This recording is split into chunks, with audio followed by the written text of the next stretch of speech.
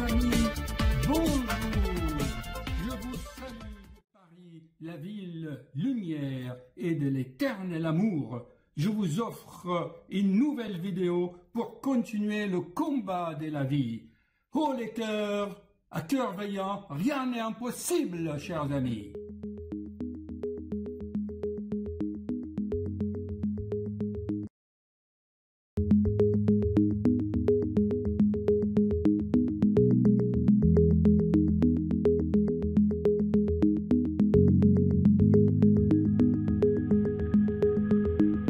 Chers amis, bonjour. Une petite présentation pour la vidéo qui va suivre et qui a été filmée par ma secrétaire en pleine consultation pour vous transmettre des messages très importants pour avancer dans cette vie. Je me suis basé sur 3 éléments. Si vous allez sur YouTube et vous tapez « Vendez-moi ce stylo », c'est un petit extrait joué par Leonardo DiCaprio, vous connaissez, Titanic. En fait, il s'agit d'un test psychologique.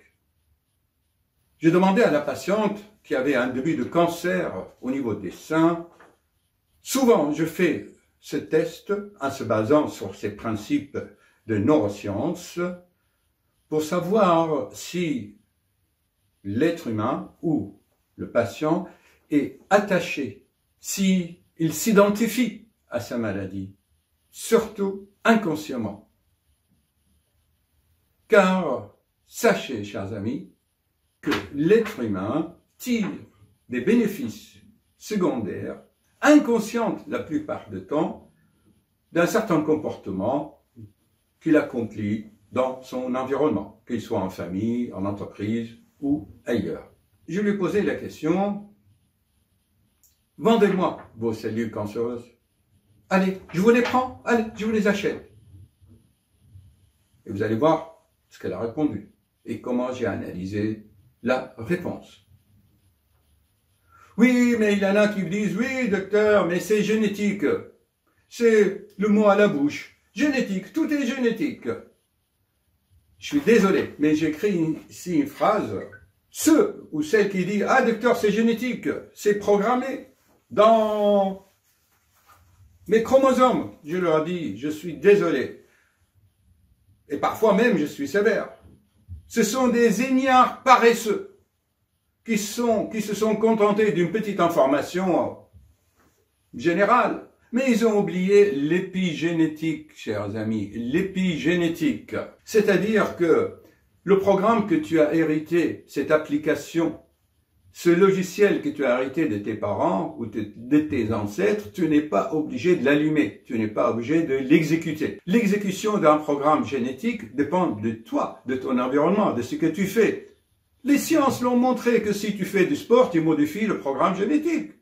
Enfin, voyons, ce n'est que des ignares paresseux. Je le répète, terminé.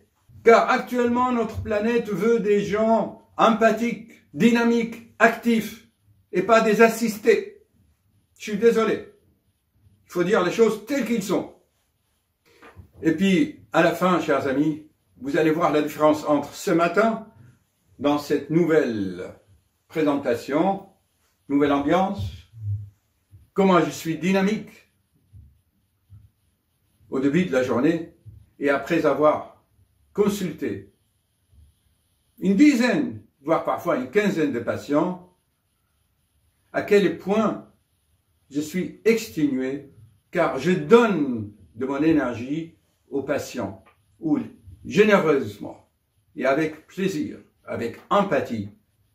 Les patients arrivent, flagada, déprimé, triste, et après une discussion, ils quittent mon cabinet souriant, redressé, en pleine forme.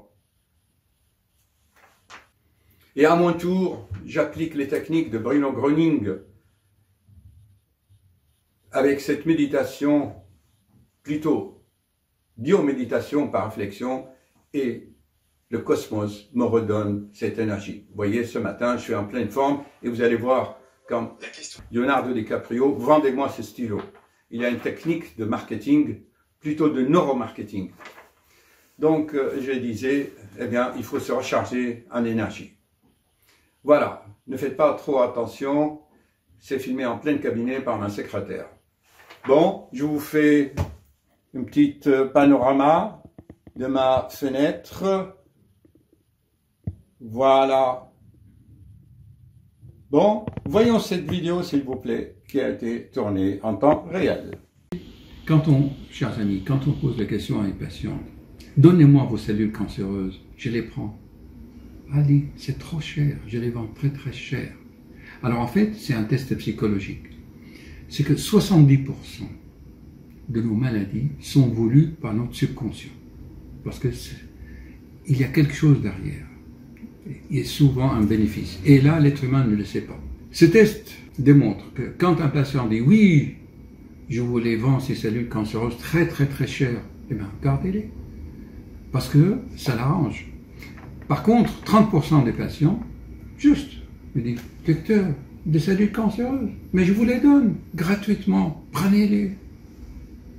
Faites vos recherches là-dessus.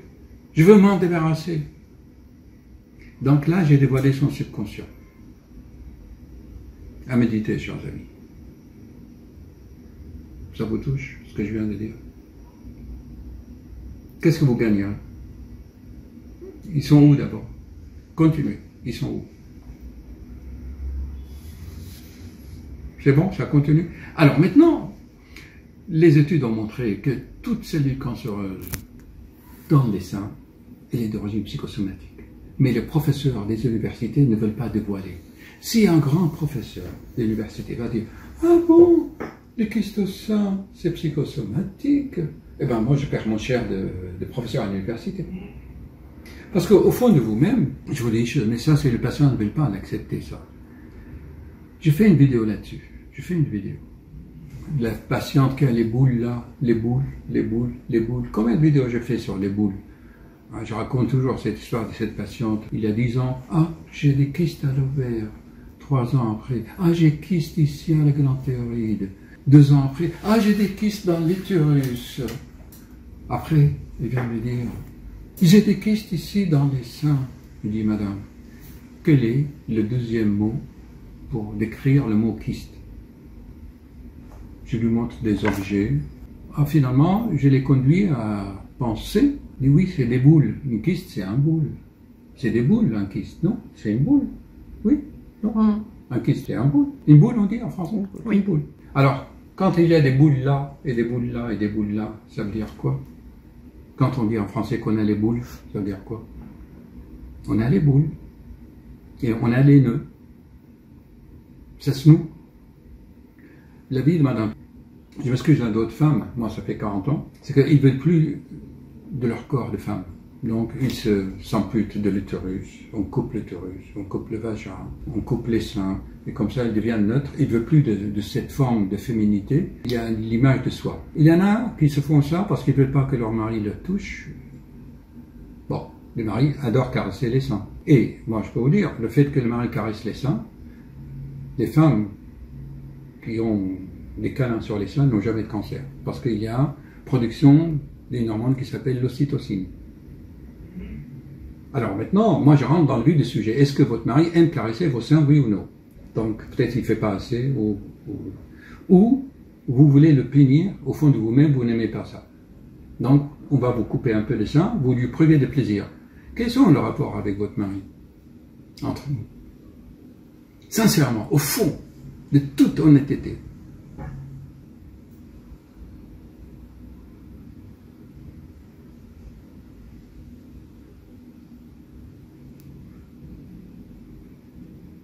Silence. Elle garde ça pour elle et ça va faire des nœuds.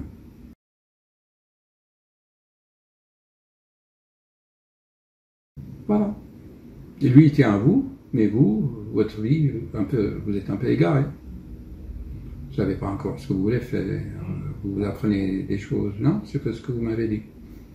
Une nouvelle orientation, vous cherchez, et puis, oui, c'est ça. Et en fait, vous êtes en pleine dépression. Et la dépression, ça déprime l'immunité.